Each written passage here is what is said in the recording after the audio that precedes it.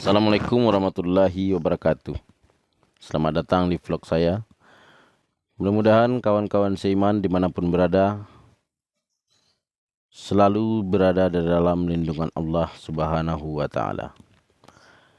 Selamat datang di meja kecil saya ini, di mana di meja kecil ini tersedia banyak ilmu yang bisa dipergunakan atau dipakai untuk kebutuhan hidup atau pedoman hidup seorang manusia di atas dunia ini.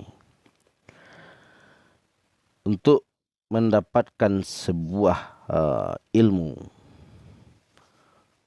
orang itu banyak yang belajar sampai menghabiskan duit puluhan juta, bahkan ratusan juta.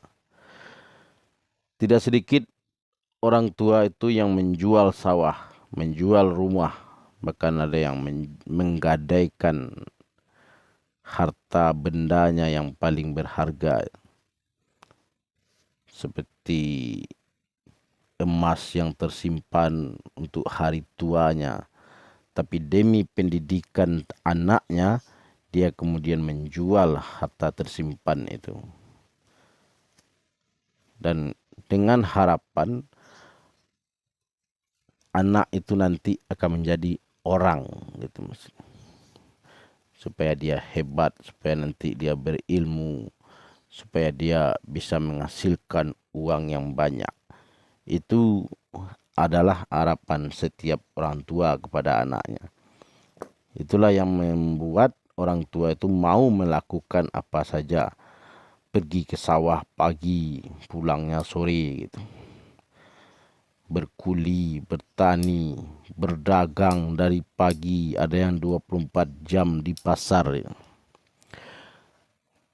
Tujuannya itu untuk membahagiakan anaknya, supaya anaknya itu nanti bisa hidup bahagia. Tapi terkadang tidak semua orang tua itu mendapatkan harapannya itu dari anaknya. Justru selesai anaknya itu sekolah, sudah selesai kuliah, anaknya itu justru menganggur, tidak mau bekerja. Bawaannya malas, tidur-tiduran, capek katanya. Karena apa? Karena dia itu terbiasa bermain dengan pena, bermain dengan buku. Apalagi sekarang mata pelajaran itu semakin canggih. Dia tuh biasa memegang laptop, komputer. Akhirnya anak itu tidak biasa memegang tanah, tidak biasa memegang cangkul. Jadi tidak sedikit anak-anak yang petani itu yang lulus kuliah S1, ada yang S3. Tapi setelah dia lulus kuliah, akhirnya dia jadi pengangguran.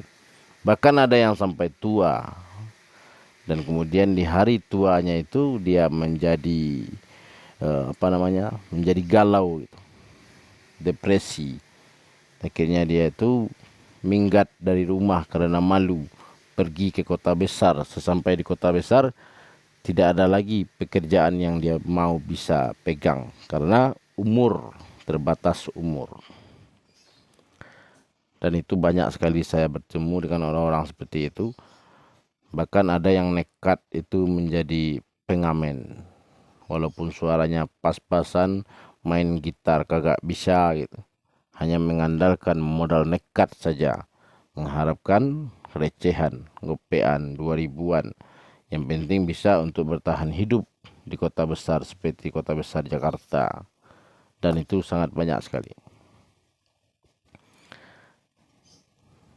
Dan bagaimana rasanya kira-kira perasaan orang tuanya ketika sudah menghabiskan uang banyak untuk menguliahkan anaknya itu, tapi setelah anak itu selesai kuliah, dia tidak mendapatkan harapan yang dia inginkan.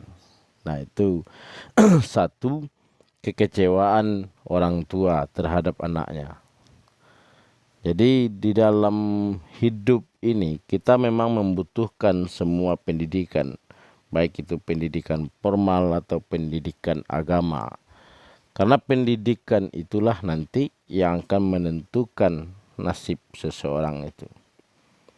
Kalau pendidikannya itu baik, bagus, maka di hari tuanya atau di masa dia setelah dewasa nanti, ya, dia akan baik nasibnya itu. Nah, nasib manusia ini, kisah hidup manusia itu, historis hidup manusia itu tidak akan pernah meleset dari 25 nabi yang sudah dituliskan Tuhan di dalam Al-Quran. Semua manusia yang lahir ke atas dunia ini, apapun agamanya, apapun warna kulitnya, mau hitam, legam, mau putih kulitnya itu nasibnya itu tidak akan pernah beranjak dari nasib 25 nabi dan rasul yang sudah dituliskan Tuhan di dalam Al-Quran. Banyak ibu-ibu, bapak-bapak sekarang ini yang menyekolahkan anaknya di pesantren supaya anaknya itu bisa belajar Al-Quran. Ada yang sampai ke Kairo, ke Mesir, Madinah, Maroko gitu, supaya anak itu menggali isi Al-Quran itu, dengan harapan anak itu memiliki masa depan yang baik. Nah, kisah manusia itu hanya di dalam 25 nabi ini. Kalau orang itu membaca kisah 25 nabi ini dengan benar dan serius, dan kemudian dibaca berulang-ulang, maka dia akan menemukan nasibnya itu seperti siapa di dalam kisah 25 nabi itu. Nah, rata-rata para nabi dan rasul itu mengadukan nasibnya kepada Tuhan, supaya Tuhan itu membantu dia untuk merubah nasibnya. Kalau nasibnya itu buruk, supaya bagaimana biar bagus. Kalau dia sering sakit-sakitan, banyak penyakit, itu ada di kisah Nabi Ayub. Apa ritual, bagaimana caranya Nabi Ayub itu kok dia bisa sembuh, apa yang dia baca, bagaimana caranya gitu, ada di dalam kisah Nabi ini. Orang yang sudah berkeluarga tidak bisa punya anak, ada di dalam kisah Nabi ini. Nabi Ibrahim, Nabi Zakaria itu adalah orang-orang yang telat diberi Allah keturunan. Apa yang dia lakukan kepada Tuhan, bagaimana dia caranya berdoa, itu yang harus kita pelajari. Nabi Sulaiman kaya, bagaimana sejarahnya dia bisa kaya, dan apa saja yang diberikan Tuhan kepada dia sehingga dia bisa kaya. Jadi semua yang diberikan oleh Allah kepada para nabi dan rasul itu tidak ada yang gratis. Tidak ada orang itu yang tidak disiksa dulu, diuji dulu gitu. Nabi Sulaiman itu hanya telat sholat asar. Dari sholat asar kemudian dia ingat setelah maghrib, Tuhan sakitkan dia di atas singgasananya itu. Dia terkulai lemas, tidak bertenaga. Kenapa? Karena Nabi Sulaiman itu sibuk mengurus kuda-kuda terbangnya itu. Nah, di video sebelumnya saya sudah menceritakan kisah Nabi Sulaiman itu. Jadi kawan-kawan seiman dimanapun berada, kawan-kawan itu harus banyak membaca Al-Quran, kisah para nabi dan rasul itu, supaya kita itu mengetahui nasib kita ini posisinya di mana. Nah, kemudian kita akan melakukan ritual supaya nasib kita itu berubah dari jelek menjadi buruk, dari tempat yang gelap kemudian berpindah ke tempat yang terang. Hanya Allah saja yang bisa merubah. Dan Allah itu pun akan merubah nasib seseorang itu kalau orang itu mau merubahnya. Tapi kalau kawan-kawan sudah miskin, kemudian sholat tidak mau, puasa tidak mau, berarti kawan itu mencintai kemiskinan itu. Sehingga Allah pun membiarkan seseorang itu berada dalam keadaan miskin, karena Tuhan menganggap dia itu mensyukuri kemiskinan dirinya. Oke kawan, itulah uraian singkat dari saya. Terima kasih atas waktunya ini ya. Karena menonton video saya ini durasinya bisa 10 atau 15 menit. Dan waktu yang kawan-kawan pergunakan untuk menonton video, mendengarkan ocehan saya ini ya, uraian saya ini, itu akan dicatat Tuhan dalam hitungan perbuatan yang baik. Di video saya ini saya membacakan surat Iqra dari 1 sampai 6. Mudah-mudahan kawan-kawan yang tidak pandai membaca Iqra mendapatkan motivasi dan inspirasi untuk belajar membaca Al-Quran. Auzubillahi Bismillahirrahmanirrahim. Di video sebelumnya ini ya di halaman 5. Sekarang kita masuk di halaman 6.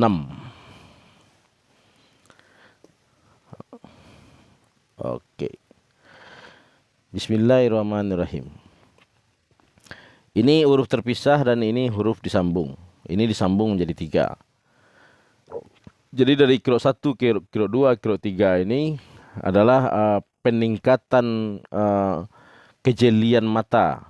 Jadi huruf ini terus akan disambung terus sampai menjadi bergabung bisa 10 atau 30 huruf gitu. Sampai kemudian dia menjadi huruf Al-Quran. Dan ini adalah pendidikan seperti orang belajar A, B, C, B tambah A, ba. Nah gitu. Jadi sama. Iqra ini belajarnya juga seperti itu. Jaro, jaro, hajaro, baja, jaba, khoda, nada, saja, hawa, khoza, yata, naja, haya, jasa, yasha.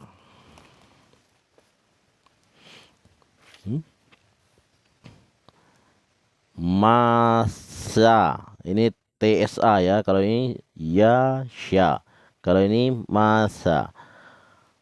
Rodo, eroso, yado, khoto, tona, da'a, goza, nafa, yaqo, jaka, khola, ya.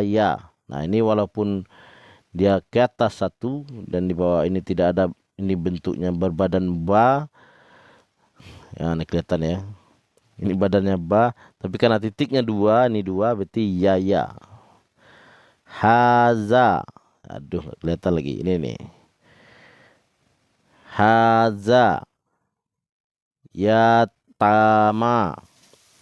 Khojaha. Jaba. Nah itu kawan. Jadi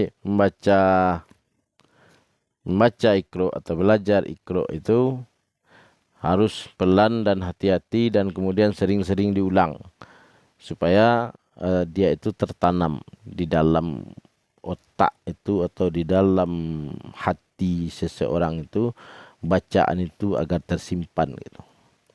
Ada di dalam Al-Quran itu Allah mengatakan sesungguhnya Jibril itu meniupkan Al-Quran ke dalam kolbu seseorang itu. Jadi ketika kita mau belajar mengaji itu kita berwudu dulu, pakai baju yang bersih, pakai celana yang bersih, berwudu dulu, kemudian membaca ta'awud, kemudian membaca basmalah, supaya Al-Quran yang kita pelajari itu tertanam di dalam hati kita. Jadi kita tidak lupa lagi gitu. Karena hati kita itu juga dekat dengan setan. Di dalam surat An-Nas itu Allah mengatakan setan itu membisikkan kejahatan ke dalam hati manusia. Allazi yuwaswisu fi sudurin nas.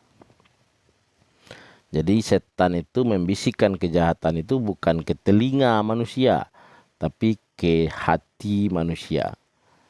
Kalaulah setan itu membisikkan kejahatan ke telinga manusia, maka masjid itu langsung penuh. Orang akan lari terbirit-birit, takut karena mendengar bisikan setan itu. Akhirnya dia lari ke masjid. Jadi masjid manapun di dunia ini akan penuh. Kenapa? Karena orang takut mendengar bisikan setan. Tapi karena setan itu membisikkan kejahatan itu ke dalam hati manusia, jadi manusia itu tidak takut kepada setan. Dia tidak mendengar. Yang membuat orang itu merasa takut dengan harimau itu karena dia mendengar auman harimau. Jadi panca indera seperti mata, telinga itu akan membangkitkan rasa takut di dalam diri seseorang. Nah, orang ini baru mendengar kiamat, tapi belum pernah diguncang bumi ini kira-kira 10% saja gitu ya sama Tuhan. Baru hanya gempa berskala kecil gitu. Jadi tidak begitu menggetarkan hati orang itu untuk membuat dia merasa takut gitu. Itulah sebabnya sekarang ini masih banyak orang itu yang malas sholat, malas mengaji gitu. Jadi itu bukanlah sesuatu yang aneh gitu. Karena dunia ini menuju detik-detik kehancuran. Jadi hancurnya dunia ini nanti kalau manusia itu tidak lagi membaca Al-Quran, tidak lagi sholat, tidak lagi mengaji gitu. Maka dunia ini akan dihancurkan. Dan kita ini berada di dalam posisi yang itu. Dekat-dekat atau detik-detik menuju kiamat. Oke kawan, terima kasih atas waktunya. Selamat bekerja, selamat beraktivitas dimanapun berada. Apapun aktivitas yang kita kerjakan itu harus dikerjakan dengan bersungguh-sungguh. Perkara hasil, ya namanya rezeki itu ada yang banyak, ada yang sedikit gitu. Kayak orang jualan ada yang sepi, ada yang ramai gitu. Jadi tidak harus memiliki rasa iri dan dengki kepada seseorang yang memiliki kelebihan dari kita atau memiliki rezeki yang banyak dari kita. Berapa yang ada pada kita itu yang disyukuri kepada Tuhan. Dan insya Allah apabila orang itu mensyukuri rezekinya, Allah akan memberikan tambahan besoknya. Terima kasih kawan. Yang senang dengan video saya ini silakan dibagikan kepada kawan yang lain dimanapun dia berada. Mana tahu dia membutuhkan uraian dan ajaran saya ini tentang Iqra 1 sampai Iqra 6. Assalamualaikum warahmatullahi wabarakatuh.